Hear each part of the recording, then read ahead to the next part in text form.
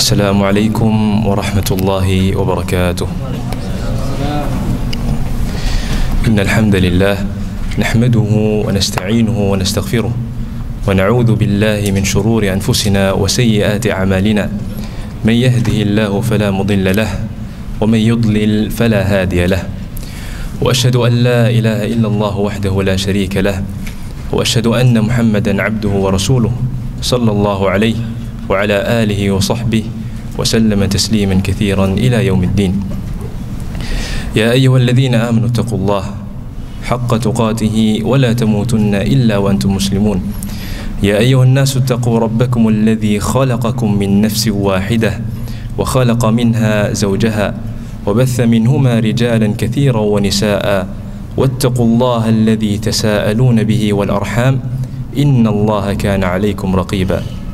يا أيها الذين آمنوا اتقوا الله وقولوا قولا سديدا يصلح لكم أعمالكم ويغفر لكم ذنوبكم ومن يطع الله ورسوله فقد فاز فوزا عظيما.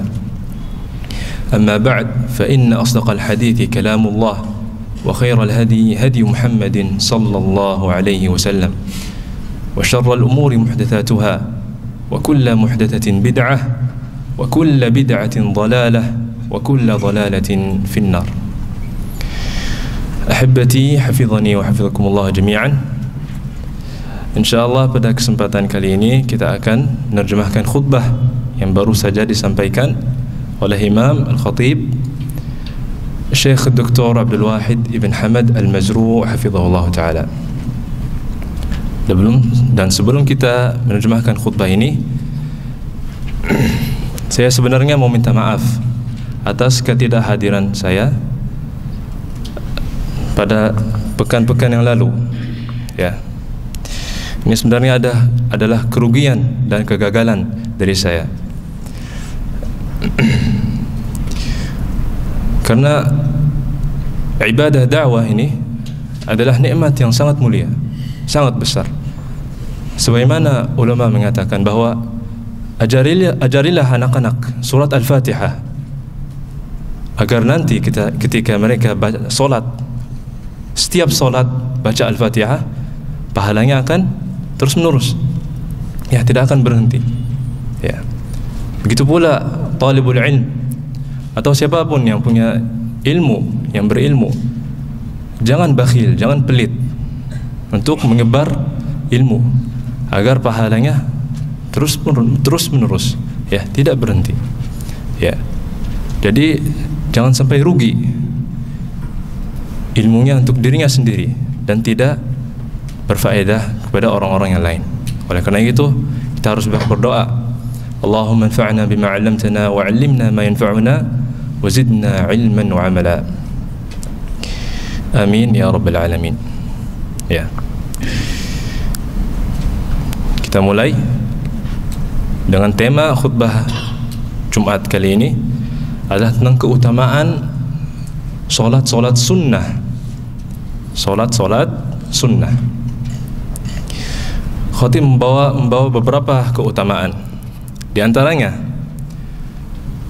keutamaan solat sunnah adalah sebab menghapuskan dosa dan kesalahan manusia atau hamba-hamba Allah. Sebagaimana Rasulullah SAW bersabda, fitnatul rajuli fi ahlihi wa malihi wa jarihi yukaffiruha as-salatu was-siyamu was-sadaqah. Fitnah yang terjadi kepada seorang laki-laki yang ada pada keluarganya dan hartanya, tukaffiruha, menghapus dosa-dosa fitnah ini dengan salat, puasa dan sedekah. Ya. Kita tahu di antara tabiat anak Adam banyak salah, berdosa, ya. Yang dari rahmat syariah dan rahmat Allah membawa solusi untuk menghapuskan dosa-dosa ini dengan apa? Dengan solat sunnah, ya. Ya, jika orang merasa berdosa banyak, bagaimana menghapuskan dosanya? Solat sunnah, solat 2 rakaat. Ya. Ini di antara solat-solat sunnah yang dianjurkan, ya. Yaitu ketika berdosa wudu, setelah itu sholat 2 rakaat. Ya.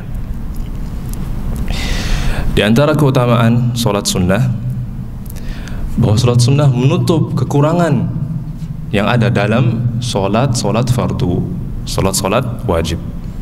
Ya. Dan ini pun di antara tabiat anak Adam, tabiat orang Muslim. Ketika sholat harus ada kekurangan. Ya, pasti harus ada kekurangan. Ya. Sebagaimana Rasulullah SAW bersabda, "Innar rajula la yansarifu wa ma kutiba lahu illa 'ushru salatihi tus'uha thumunuha sampai nisfuha." Sungguhnya seorang ketika selesai dari salatnya, hanya tercatat baginya 1/10 atau 1/9 atau 1/8 hingga separuh dari salatnya. Ya, ini menunjukkan bahwa orang manusia dalam salatnya ada kekurangan darinya. Ya. Ada kekurangan darinya.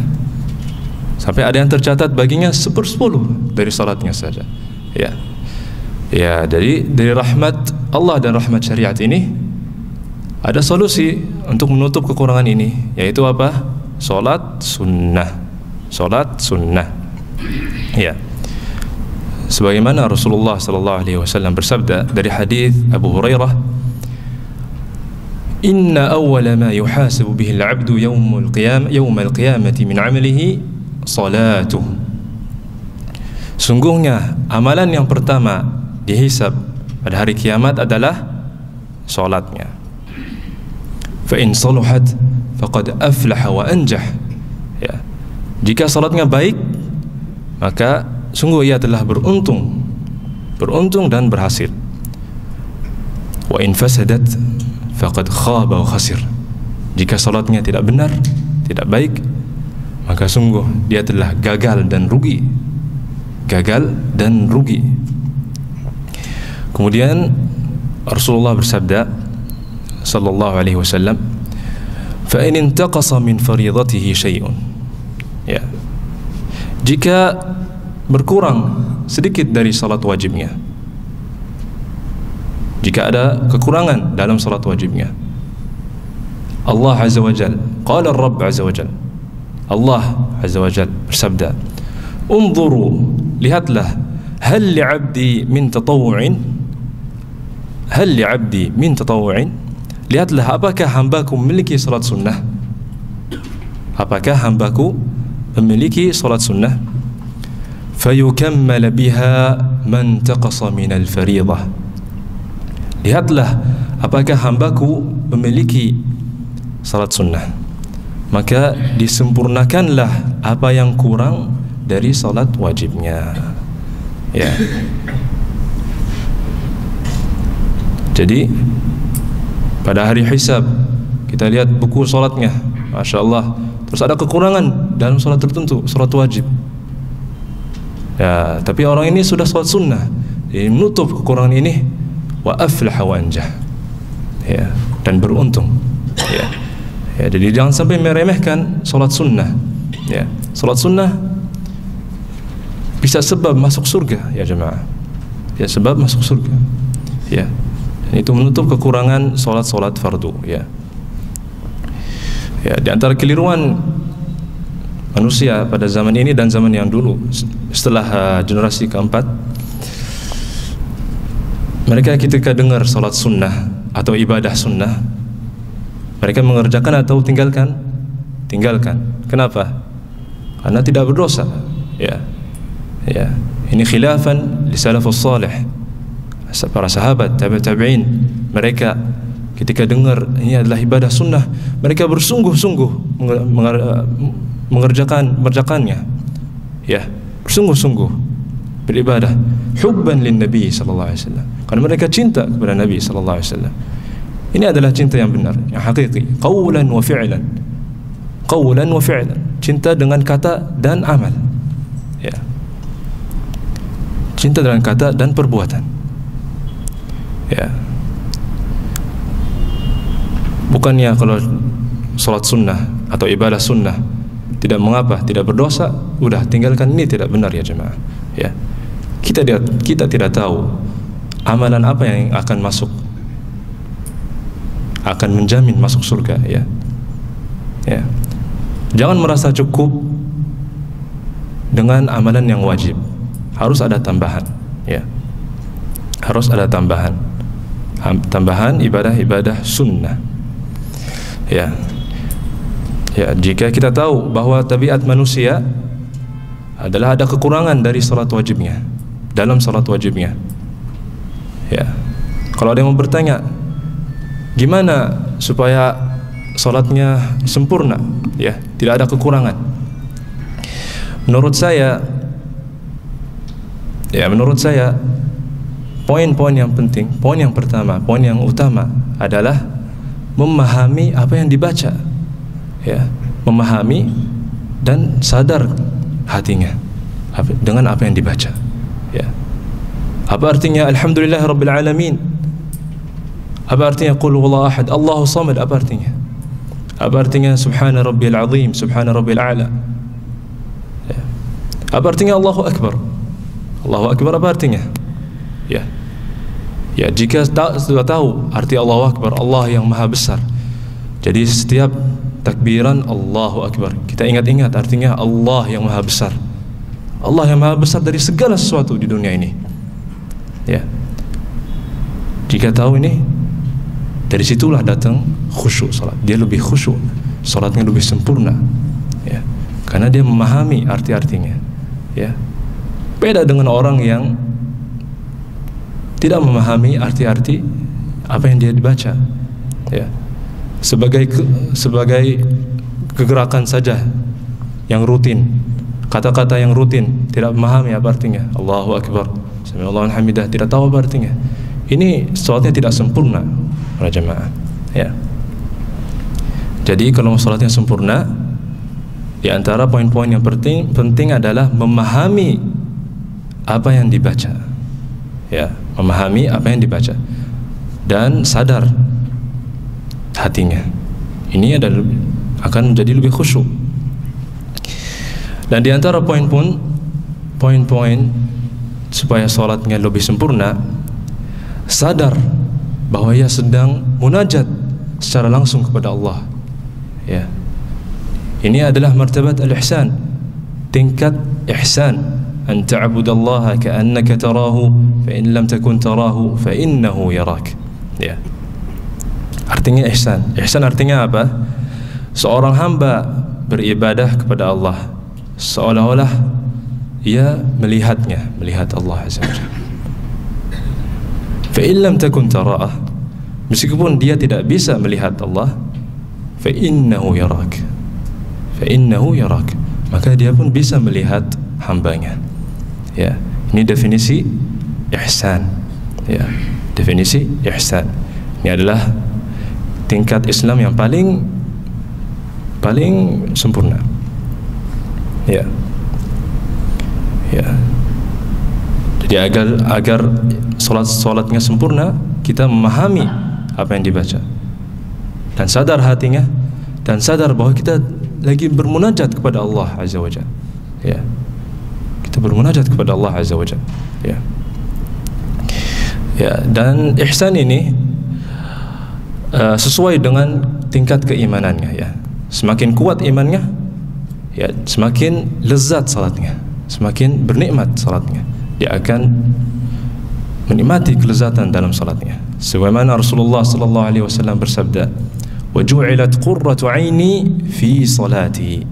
Dan dijadikan kesenangan hatiku dalam salatku, dalam salat. Dan dalam hadis yang lain Rasulullah sallallahu alaihi wasallam bersabda, "Ya Bilal, arihna bis salah."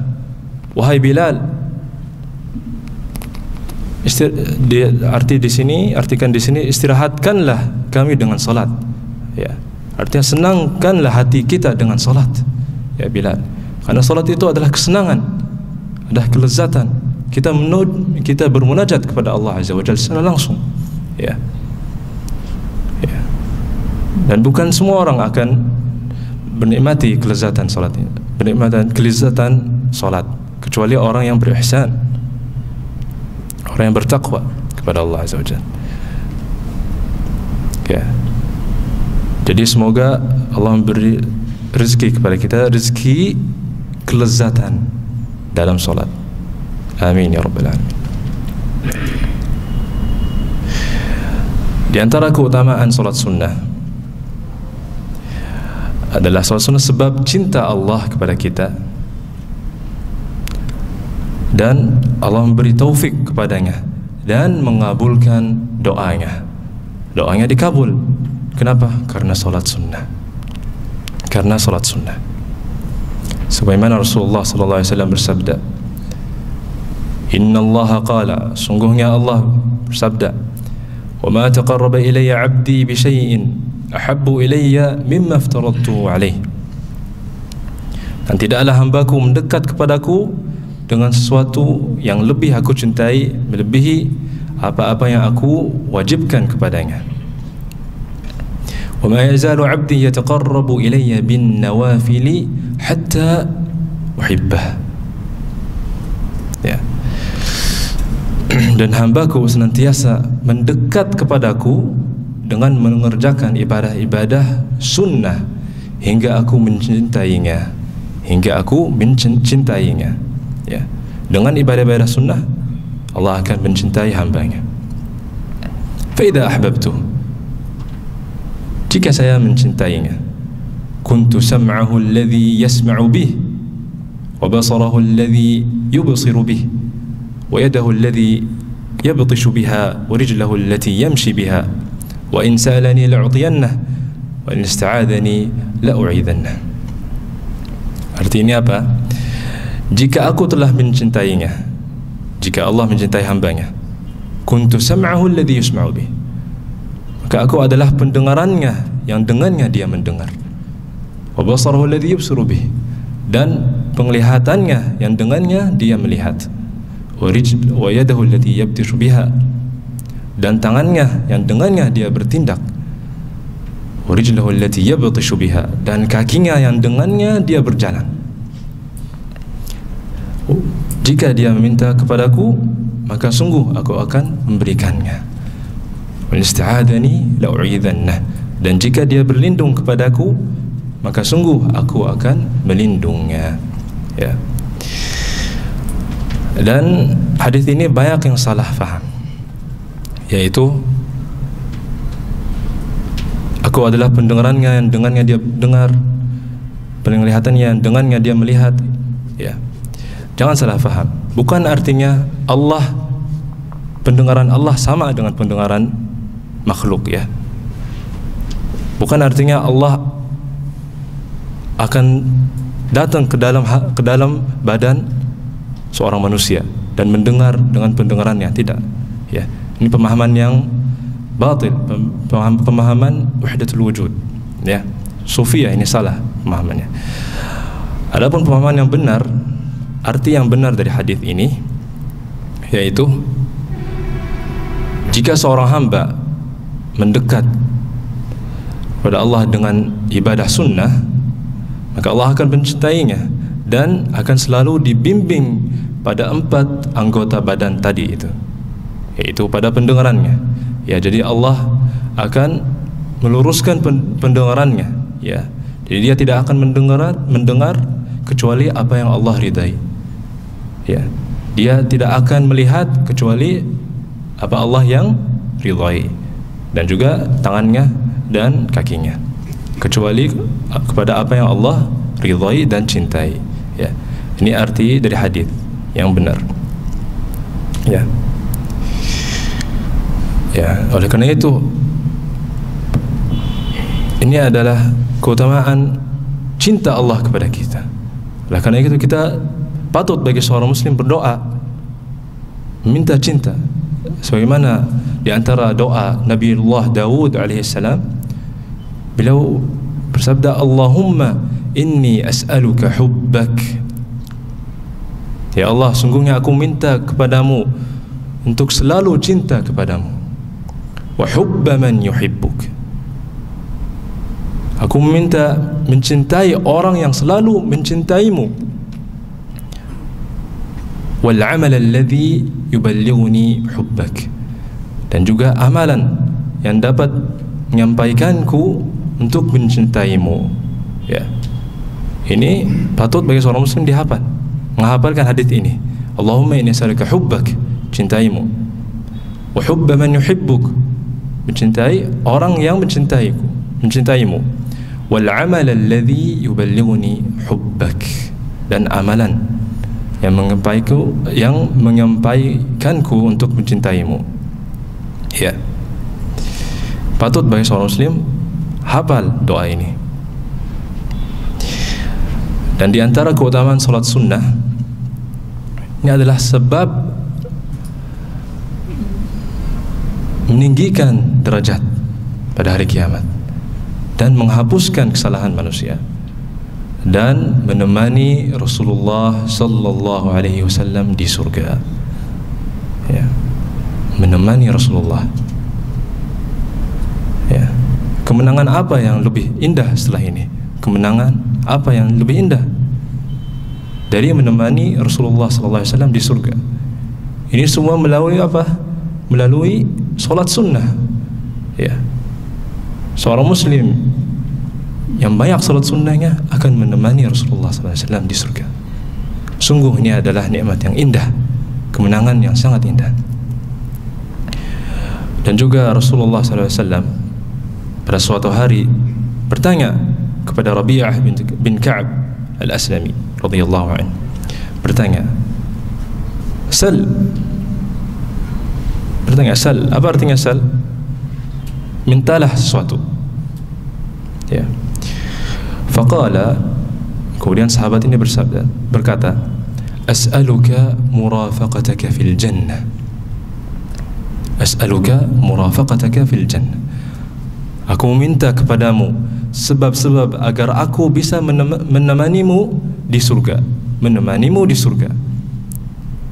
Rasulullah SAW bersabda, bagaimana agar menemani Rasulullah SAW di surga? Fa'inni ala nafsika bikathratis sujud. Ya. Rasulullah bersabda, bantulah aku atas dirimu dengan memperbanyak sujud dalam salat. Ya. Memperbanyak sujud, hasilnya apa? Akan menemani Rasulullah SAW di surga. Alaihi salatu wassalam. Ya.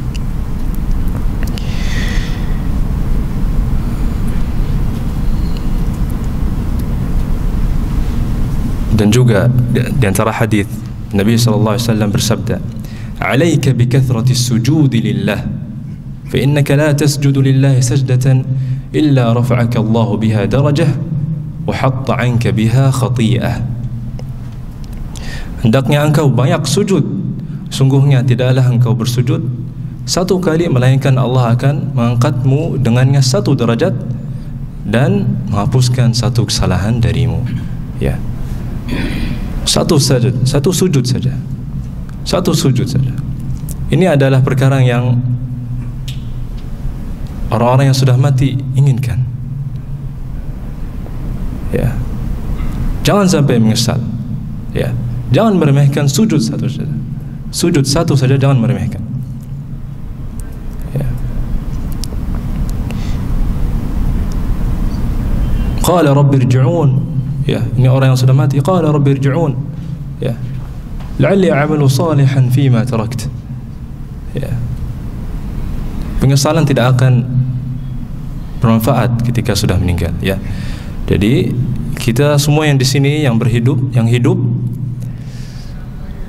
adalah orang yang beruntung, ya, beruntung. Kita masih bisa bersujud, kita masih bisa salat sunnah, ya. Jadi patut bagi kita bersungguh-sungguh dan dalam berbanyak salat-salat sunnah. Ya.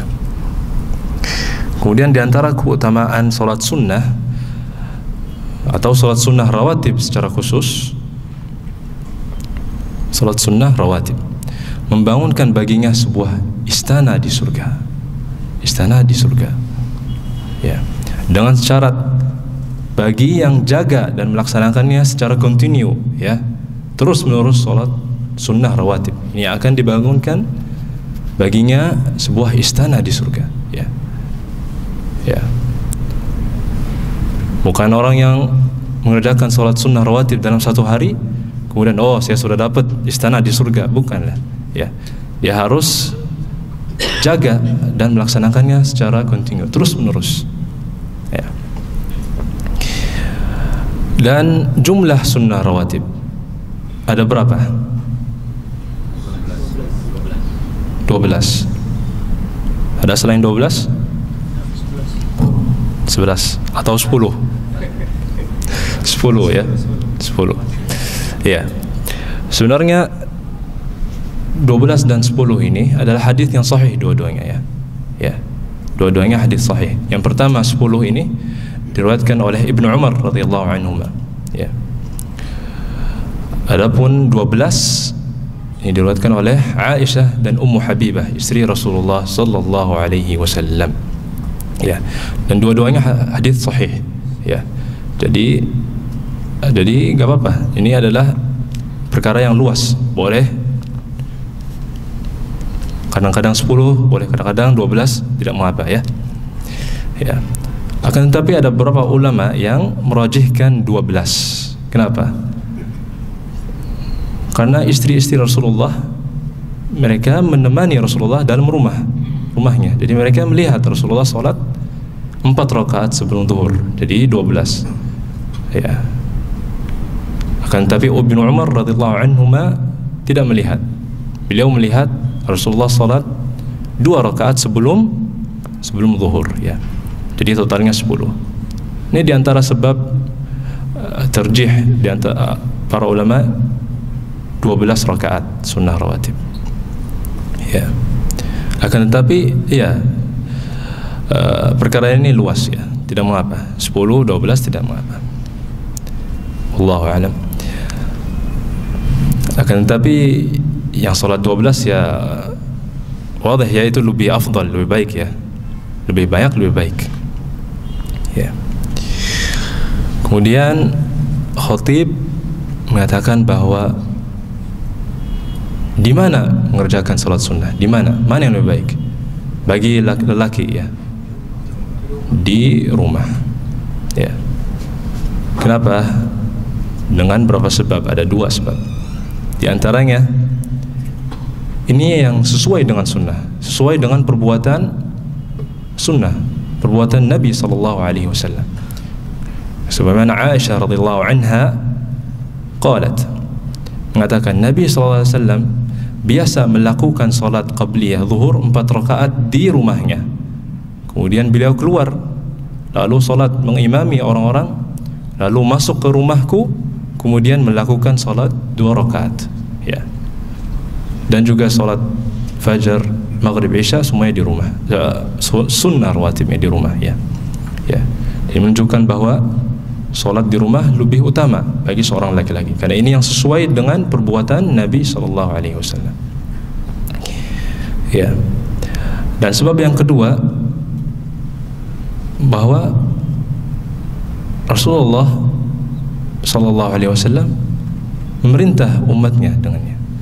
Beliau bersabda, "Fasallu ayyuhan nas fi buyutikum, fa inna afdala salatil mar'i fi baitihi illa as-salatal maktubah." Illa as-salatal maktubah.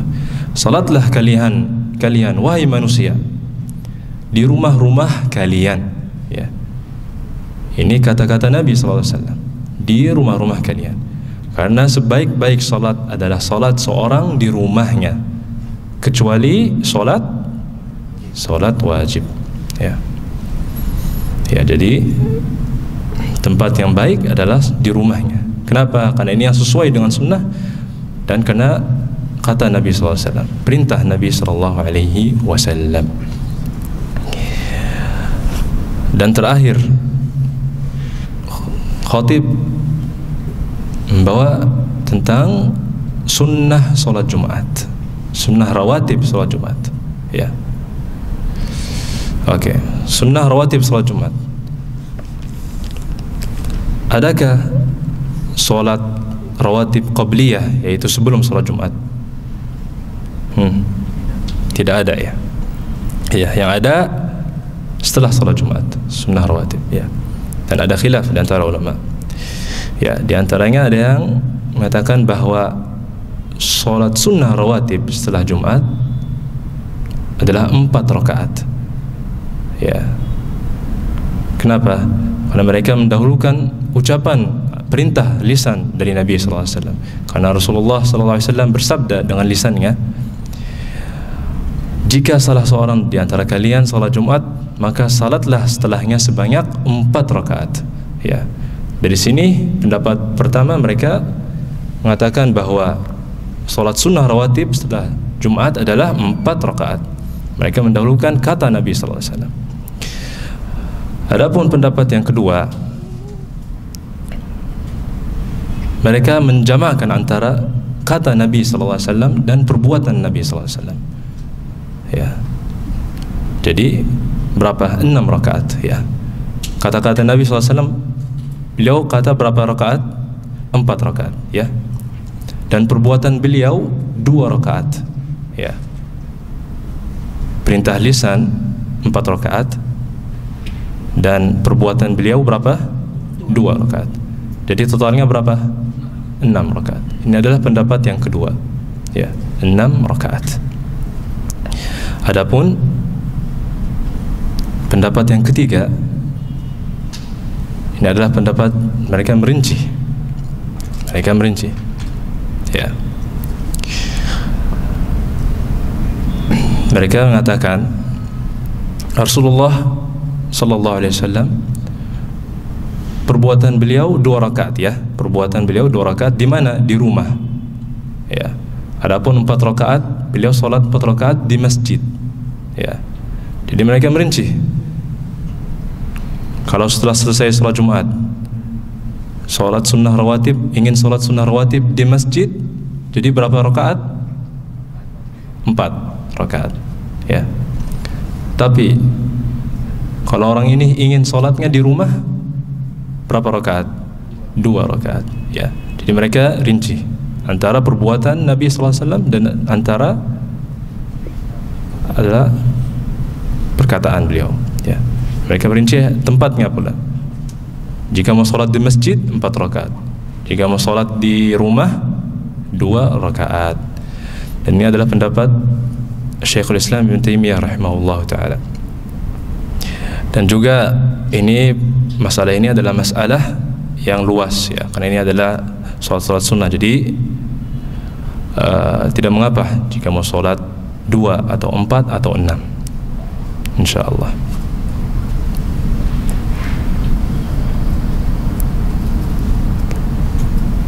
Ya.